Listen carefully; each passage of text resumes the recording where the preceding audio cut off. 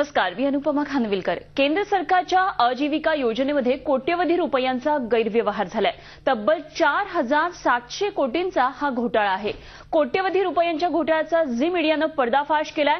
गरिबांना रोजगार देण्याच्या नावानं राजरोसपणे लूट केली जाते। गरीब उमेदवारांना न नोकरी मिळतेय, न प्रशिक्षण, न प्रमाणपत्र दिलं जातंय। नेमका कोट्यवधी रुपयांच्या रोजगार घोटाळ्याचा गौडबंगाल काय आहे, जाणून घेऊया आमच्या रोजगार घोटाळ्याचा पर्दाफाश या विशेष कार्यक्रमात।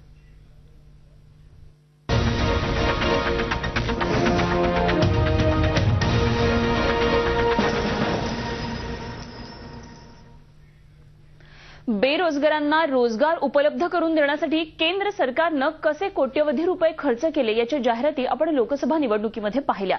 पण खरंच बेरोजगारांना काम मिळालं का? गरिबांचं जीवनमान उंचावण्यासाठी जागतिक बँकेकडून 4600 कोटी रुपयांची आर्थिक मदत घेऊन केंद्र सरकारनं विशेष योजना राबवली। पण त्यातून गरिबांच्या हाताला काय लागलं? सरकारी अधिकारी आणि खासगी कंपन्यांनी गरिबांच्या नावानं कशी लूट केली? कोट्यवधी रुपयांच्या या रोजगार घोटाळ्याचा पर्दाफाश झी 24 तासने केलाय। पाहूया काय आहे हे सारं गौडबंगाल। बेरोजगारी देशातली सर्वात मोठी समस्या। ग्रामीण भागात तर रोजगारासाठी वणवण भटकणारी तरुणाई, दुसरीकडे व्यावसायिक कंपन्यांकडे प्रशिक्षित मनुष्यबळाचा अभाव। या दोघांच्याही गरजा लक्षात घेऊन केंद्र सरकारनं सुवर्ण जयंती ग्राम स्वयंरोजगार आजीविका ही विशेष योजना आणली। त्यासाठी देशातील 79 कंपन्यांसोबत टायअप करण्यात आलं। दारिद्र्य रेषेखालील लाभार्थ्यांमध्ये कौशल्य विकसित केल्यानंतर त्यांना आपल्याच कंपनीत कायमस्वरूपी नोकरी देण्याची अट या योजनेत होती। 74 तंत्रज्ञानातील 1492 ट्रेड देऊन विविध उद्योगांना कुशल मनुष्यबळ पुरवण्यासाठी पब्लिक प्रायव्हेट पार्टनरशिप मॉडेल अंतर्गत ही योजना सुरू करण्यात आली। त्यात 143 प्रकल्पांना 15 कोटी प्रमाणे अंदाजे 2145 कोटीची मंजुरी देण्यात आली। लाभार्थ्यांच्या निवडीनंतर राज्य सरकारनं 25% निधी द्यावा तर केंद्राचा 75% सहभाग असावा असं निश्चित करण्यात आलं। तरुणांना कुशल करणे, प्रमाणपत्र मिळवून देणं आणि त्यानंतर कायमची नोकरी देण्याची अट होती। प्रशिक्षण देणाऱ्या कंपनीला प्रत्येक लाभार्थ्यांमागे 18 ते 19 हजार रुपये देण्यात आले। किमान 210 तास तंत्रशुद्ध प्रशिक्षण देताना निवास आणि जेवणाची मोफत सोय करणं आवश्यक होतं। या योजनेअंतर्गत प्रत्येक प्रशिक्षणार्थीला प्रमाणपत्र, नोकरी आणि दरमहा 1000 रुपयांप्रमाणे 2 महिने सानुग्रह अनुदान चेकद्वारे देणं सक्तीचं होतं। मात्र हे झालंच नाही असा आरोप आता करण्यात येतोय। अनेक ठिकाणी गरजूंकडून नोकरीसाठी अर्ज मागवण्यात आले आणि तेच अर्ज दाखवून प्रशिक्षण देण्यात आल्याची ती वेबसाईटवर देण्यात आली। शासनाच्या योजनेतले जे लाभार्थी आहेत ते लाभार्थी तुम्हाला शासनाच्या वेबसाईटवर दिसत आहेत, पण ते लाभार्थी आता लाभार्थी राहिले नसून त्यांना कुठल्या प्रकारच्या योजनेचा फायदा झालेला नाही। बरीच नावं जी आहेत ती खोट्या टाकण्यात आलेली आहे। त्यातले म्हणजे हजारो असे लाभार्थी असतील की त्या लाभार्थ्यांना कुठल्या प्रकारचं प्रशिक्षण मिळालेलं नाहीये, तरी त्या लोकांची नावं शासनाच्या वेबसाईटवर आहेत। या प्रशिक्षणाच्या बदल्यात कंपनीला प्रत्येक प्रकल्पाला 14 ते 15 कोटींप्रमाणे 50 ते 60 कोटी रुपये मिळाले। ग्रामविकास मंत्रालयाच्या आजीविका वेबसाईटवर या प्रशिक्षणार्थींची यादी अपलोड करण्यात आली। मात्र या यादीतील 85% मुलांचे नंबर खोटे किंवा बदललेले आहेत। यापैकी अनेकांनी प्रशिक्षण घेतलेलंच नाही। काही कंपन्यांनी तर स्वतःच्या कामगारांना लाभार्थी दाखवून शासनाच्या डोळ्यात धूळफेक केली असा आरोप आता संबंधित प्रशिक्षणार्थींकडून केला जातोय। नोकरीनंतर किमान वेतन कायद्याप्रमाणे बँकेत थेट वेतन जमा होणं आवश्यक होतं, मात्र ना नोकऱ्या मिळाल्या ना साधं प्रमाणपत्र। आम्हाला प्रशिक्षण भेटलं, पण त्याच्यानंतर प्रशिक्षणाचा प्रूफ म्हणून असं काही त्याचं हे सर्टिफिकेट वगैरे काही भेटलेलं नाहीये, किंवा आम्हाला जाण्याचा जो खर्च आहे तो आमच्या स्वपदर काढलेला आहे तो काही आम्हाला भेटला नाही। आणि त्याच्यानंतर जॉईनिंग लेटर पण भेटलं नाही आणि काही आम्हाला असं प्रूफ राहील की परमनंट काम आहे वगैरे असं ते पण काही नाही। आणि बँकेमध्ये अकाउंट वगैरे भेटलं नाही। जिल्हा ग्रामीण विकास यंत्रणेनं किमान या योजनेची पडताळणी करणं आवश्यक होतं, मात्र त्यांना केंद्रानं थेट अधिकार दिलेले नाहीत। खासगी मॉनिटरिंग एजन्सीजनी याकडे गंभीरतेनं लक्ष दिलं नाही। या उलट केवळ बीपीएल मुलांना प्रलोभनं देऊन त्यांच्या हातबलतेचा फायदा कॉर्पोरेट जगताला करून देण्यात केंद्रीय ग्रामविकास मंत्रालय अग्रभागी राहिलं। कंपन्यांना आम्ही वारंवार दूरध्वनी संपर्क साधू किंवा हे करतो, पण त्यांना तेवढं ते सहकार्य करत नाही आणि त्यांच्याकडनं माहिती उपलब्ध होत नाही। आणि ऑनलाईन पण कधी कधी त्यांचं माहिती उपलब्ध न झाल्यामुळे त्या लाभार्थींना शोध किंवा दूरध्वनी मोबाईल क्रमांक प्रशिक्षणार्थी पण लाभार्थी वारंवार बदलतात, एजन्सीज पण बदलतात, त्यामुळे संपर्क साधायला अडचणी निर्माण होतात। सरकारी योजनांमधून कशी रोज लूट केली जाते त्याचं हे ज्वलंत उदाहरण म्हणता येईल. समाजाच्या उन्नतीसाठी असलेली काही हजार कोटींची योजना शासनाच्या लाल फितीच्या फाईल्समध्ये पूर्ण झाल्याचं दाखवण्यात आलंय. केंद्र सरकार आणि राज्य सरकारच्या असमन्वयाचा फायदा घेत अशा अनेक कंपन्यांनी आपलं उखळ पांढरं करून घेतलंय आणि त्यामुळेच या योजनेची श्वेतपत्रिका काढण्याची गरज आहे. व्हिडिओ जर्नलिस्ट सोनू भिडेसह योगेश खरे, झी मीडिया, नाशिक. राष्ट्रीय कौशल्य विकास महामंडळाच्या माध्यमातून 2022 पर्यंत 50 कोटी युवकांना प्रशिक्षित करून प्रमाणित करण्याचं उद्दिष्ट केंद्र सरकारचं आहे. खेडोपाड्यामध्ये रोजगार निर्माण व्हावा यासाठी ग्रामविकास मंत्रालयाच्या सहयोगानं आजीविका विशेष अभियान राबवण्यात येत आहे. मात्र या अभियानामध्ये गेल्या 6 वर्षामध्ये वंचितांचा विकास झालाच नाहीये. विकास झाला तो महानगरातल्या काही कॉर्पोरेट्सचा आणि योजना राबवणाऱ्यांचा. कसा झाला हा घोटाळा ते आपण पाहूया.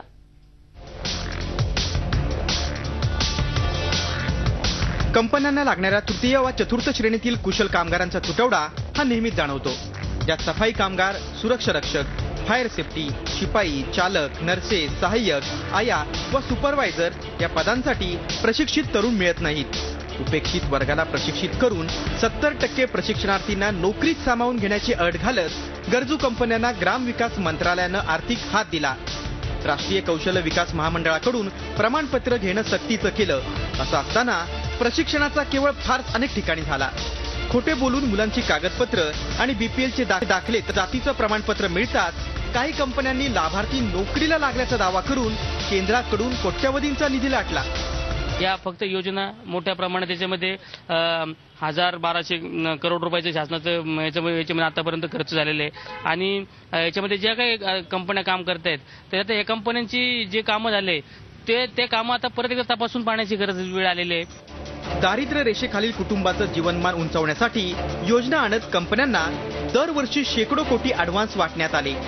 मात्र या योजना राबवणाऱ्या स्थानिक सेवा पुरवठादार स्वयंसेवी संस्थांना, रिसोर्स संस्थांना या कंपन्यांनी त्यांच्या कामाचा मोबदलाही दिला नाही. ह्या योजनेमध्ये ह्याच नाही, स्किल डेव्हलपमेंटच्या ह्या ज्या महत्त्वाच्या योजना राबवल्या जात आहेत एकाच लाभार्थ्याला वेगवेगळ्या प्रशिक्षणामध्ये दाखवून वेगवेगळ्या पद्धतीने पैसा काढला जातो. याच्यामध्ये फार महत्त्वाची ही भूमिका आता शासनाला पार पाडावी लागणार आहे आणि या श्वेतपत्रिकेद्वारे ह्या सगळ्या स्किलच्या ज्या काही योजना आहेत स्किल डेव्हलपमेंटच्या त्याचा पुनराढावा होणं आवश्यक आहे. देखरेख संस्थांनी आणि कंपन्यांनी ग्रामविकास मंत्रालयाला मूर्ख बनवत देशभरात 7,22,000 लाभार्थी नोकरीला लागल्याचं जाहीर केलं. जणू काही दारिद्र्य रेषेखालील कुटुंबाचं जीवनमान उंचावल्याचा दावा अप्रत्यक्षपणे करण्यात आला. गरिबी हटाव, रोजगार निर्मिती या नावाखाली सुरू असलेल्या योजनांचं भीषण वास्तव आपल्यासमोर मांडण्याचा प्रयत्न आम्ही केलाय. आपणही असं सतर्क व्हायला हवं जेणेकरून शासकीय योजनांची अंमलबजावणी काटेकोरपणे करता येईल. व्हिडिओ जर्नलिस्ट सोनू भिडेसह योगेश खरे, झी मीडिया, नाशिक. तर राज्यातील दारिद्र्य रेषेखालील तरुणांना रोजगार मिळावा यासाठी केंद्रीय ग्रामविकास मंत्रालयामार्फत राबवण्यात येणाऱ्या आजीविका योजनेमध्ये कोट्यवधींचा अशा प्रकारे गैरव्यवहार होतोय. राज्यातल्या अनेक कंपन्यांना कोट्यवधी रुपयांची खैरात या माध्यमातून करण्यात आली आहे. मात्र असं असताना अनेक कंपन्यांनी केवळ कागदावर या मुलांना नोकऱ्या देऊन केंद्राच्या या निधीची लूट केल्याचं उघड होत आहे.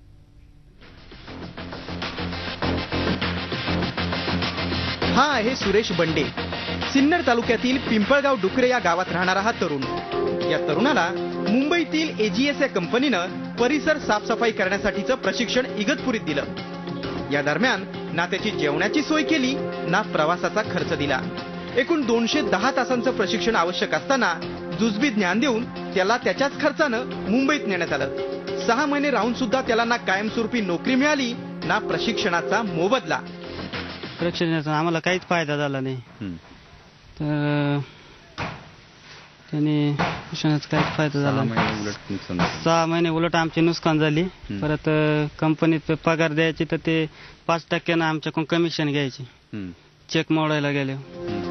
सुरेश सारख्या अनेक तरुणांची फसवणूक झालीये. याच गावातील बीएड झालेल्या प्रवीण जाधवची ही अशी स्थिती. त्यालाही नोकरीचं आमिष दाखवून क्लीनर होण्यास भाग पाडलं. प्रशिक्षण आणि नोकरी देण्याच्या बहाण्यानं कागदपत्रे जमा करून घेत त्यांनी मुंबईला नेत प्रवीणची अशीच बोळवण केली. पगारपत्रक नाही, पीएफ नाही. आर्थिक शोषण झाल्यानं कपाळावर हात मारून घेत प्रवीण घरी परतलाय. कुठल्याही प्रकारचं मानधन देण्यात आलेलं नाही आणि कुठल्याही प्रकारचं सर्टिफिकेट वगैरे, आणि त्याचा आम्हाला फायदा झाला असता पुरेपूर, पण त्या सर्टिफिकेट नसल्यामुळे आणि इथं त्या प्रकारची कंपनी पण अवेलेबल नाही. कारण की नाशिकमध्ये असे कुठल्याच प्रकारचं हाऊसकीपिंग नाही का तिथं त्याचा यूज होईल. कारण की तिथं ती कंपनी इतकी मोठी होती का तिथं वापरण्यात येणारे जे प्रोडक्ट होते, सॅनिटायझर वगैरे जे होते, ते इथं कुठल्या प्रकारच्या कंपनीत वगैरे यूज केले जात नाही. या तरुणांना कागदावर नोकरी मिळाल्याचं दाखवून कंपन्यांनी आपलं उखळ पांढरं करून घेतलंय. या मुलांची कुटुंब दारिद्र्य रेषेखालून बाहेर आल्याचं दाखवत ग्रामीण विकास यंत्रणेनं आपली पाठ थोपटलीये. वास्तवात मात्र केवळ शासकीय निधीची लुटालूट झालीये. योगेश खरे, झी मीडिया, नाशिक. आणि हा घोटाळ्याचा पर्दाफाश ज्यांनी केला ते प्रतिनिधी आमचे योगेश खरे सध्या आपल्या बरोबर आहेत. आपण त्यांच्याकडून आणखी जाणून घेऊया या बाबतीमध्ये. योगेश, आपण बघतोय खरं तर सरकारनं लाखोंचा खरं तर ही योजना आणली, मात्र बेरोजगार अत्यंत मोठ्या प्रमाणामध्ये आहेत. कॉर्पोरेट कंपन्या सरकारची आणि बेरोजगारांची सुद्धा लूट करताय. या योजनेमध्ये नेमकं कोण दोषी आहे? तसं पाहायला गेलं तर नेमकं दोषी यामध्ये म्हणता येईल राज्य सरकार आहे. कारण की केंद्र सरकार नेहमीच राज्य सरकारांच्या भल्यासाठी ही योजना राबवत असतं आणि राज्य सरकारला केवळ 25% निधी देऊन आपल्या राज्यातील बेरोजगारांना रोजगार कसा मिळेल याकडे बघणं गरजेचं होतं. जे काही मॉनिटरिंग होतं ते राज्य सरकारनं प्रॉपरली करणं गरजेचं होतं, ते झालेलं नाही. आपण जर महाराष्ट्रात बघितलं तर आतापर्यंत केवळ 50,000 मुलांना रोजगार देण्यात आल्याचा आकडा जो आहे तो आपल्याला या केंद्राच्या ग्रामविकास मंत्रालयाच्या साईटवर दिसतोय. आणि यामध्ये इतर राज्य जर आपण बघितली तर यामध्ये केरळ, तामिळनाडू, आंध्र प्रदेश, त्यानंतर मध्य प्रदेश यांनी जवळजवळ 1 ते 1.25 लाख तरुणांना रोजगार दिलेला आहे. पण खरं म्हणजे हा रोजगार महाराष्ट्रातला जर आपण बघितला तर यामध्ये केवळ वेबसाईटवर रोजगार दिल्याचं दिसतंय. या लोकांचे जे काही तरुण ज्यांना रोजगार देण्याचा दावा करण्यात आलाय त्यांचे पत्ते बोगस आहेत, त्यांचे नंबर बोगस आहेत, काहींचे पत्ते फक्त गावाचं नाव असं आहे. त्यामुळे ही लोक शोधता येत नाहीत आणि अनेक ठिकाणी हा सगळा कारभार केवळ कागदावरच आटोपल्याचं स्पष्ट होत आहे. नक्कीच. योगेश, जर कंपन्यांचा विचार केला तर कोणकोणत्या कंपन्या यामध्ये समाविष्ट आहेत, काय सांगता येईल? महाराष्ट्रातल्याच नव्हे तर देशातल्या जवळजवळ 104 कंपन्या यामध्ये सहभागी आहेत. मोठ्या कॉर्पोरेट कंपन्या आहेत ज्यामध्ये डॉक्टर रेड्डीज लॅब पासून तर अगदी टॉप सिक्युरिटी, NIIT, त्यानंतर काही गव्हर्नमेंटच्या कंपन्या, अखत्यारीतल्या महामंडळ सुद्धा आहेत. यामध्ये काही कंपन्यांनी खूप चांगलं काम केलंय, मात्र बहुतांशी कंपन्यांनी यामध्ये घोळ केलेला आहे, केवळ पैसे लाटण्याचं काम केलंय. आपण जर बघितलं तर 2012 मध्ये जवळजवळ 300 कोटी रुपयांचा खर्च या ठिकाणी करण्यात आला. गेल्या वर्षी 600 कोटी यामध्ये होते आणि यावर्षी 1000 कोटींची तरतूद या ठिकाणी करण्यात आली आहे. रक्कम इतकी मोठ्या प्रमाणात आहे की कंपन्यांना पैसे कसे लाटावे यासाठी त्यांची घाईगर्दी, भाऊगर्दी सुरू आहे. आणि ही एकमेव योजना अशी आहे की ज्यामध्ये 75% ऍडव्हान्स रक्कम केंद्र सरकार त्या कंपन्यांना देतं आणि त्यानंतर व्हेरिफिकेशन झाल्यानंतर 25% देतं. म्हणजे अशीच केंद्र सरकारची ही पहिली योजना असेल की ज्यामध्ये ऍडव्हान्स रक्कम देता येते. त्यामुळे घोटाळा करणं खूप सोपं या कंपन्यांना झालंय आणि राज्य सरकारचे हात एक प्रकारे बांधले गेलेत.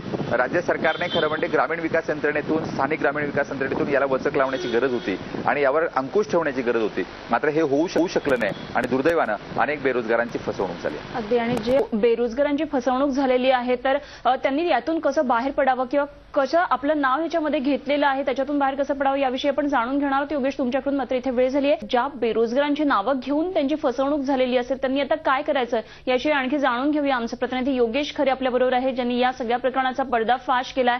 योगेश, ज्या बेरोजगारांची नावं घेऊन लोकांची फसवणूक झालेली असेल अशा लोकांना आपली नावं शोधायची असतील तर ती कशी शोधायची, काय सांगता येईल? प्रत्येक जिल्ह्याचं, प्रत्येक राज्याचं आणि प्रत्येक विभागाचं या ठिकाणी वेगवेगळं असं वर्गीकरण केंद्राच्या वेबसाईटवर आपल्याला दिसतंय. जर आपण ग्रामविकास मंत्रालयाच्या वेबसाईटवर गेलो तर आपल्याला NRLM स्किल्स या नावाची एक योजना त्या ठिकाणी दिसते. जर आपण www.nrlmskills.com या वेबसाईटवर आपण गेलो तर या वेबसाईटवर आपल्याला कोणत्या कोणत्या कंपन्या आपल्या जिल्ह्यामध्ये काम करतायत हे समजतं आणि या जिल्ह्यामध्ये प्रत्येक कंपनीने कोणत्या कोणत्या मुलांना ट्रेनिंग दिले हेही समजतं. यामध्ये नाशिक जिल्ह्यामध्ये कुठल्या कुठल्या लोकांना कोणत्या कोणत्या ट्रेड अंतर्गत ट्रेनिंग देण्यात आले, त्यांची नावं, त्यांचे पत्ते, त्यांचे फोन नंबर सगळं या ठिकाणी दिलेलं आहे. हे सर्व खोटं आहे, काही ठिकाणी खरं आहे.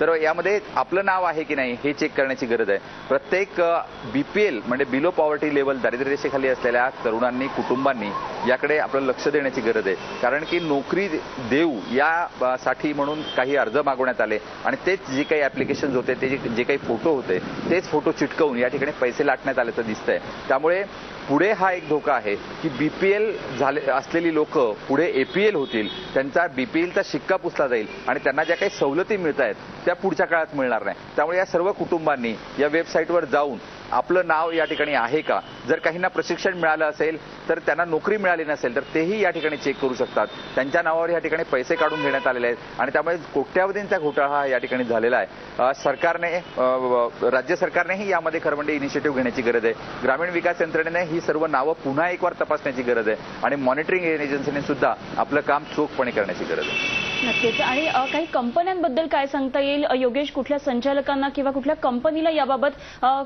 काही नोटीस वगैरे देण्यात आली का किंवा सापडली आहे का काही कंपनी एखादी अशी?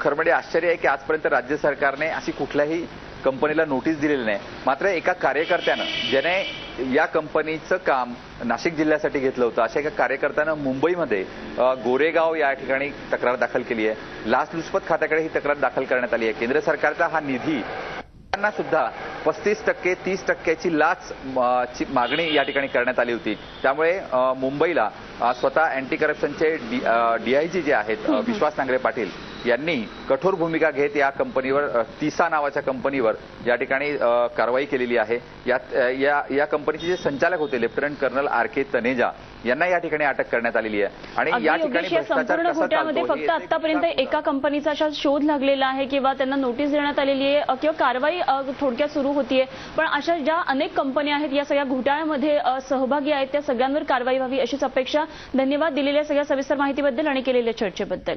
आणि यानंतर या बातमीपत्रामध्ये आपण इथेच थांबतोय. पाहत रहा झी 24 आणि रहा एक पाऊल पुढे.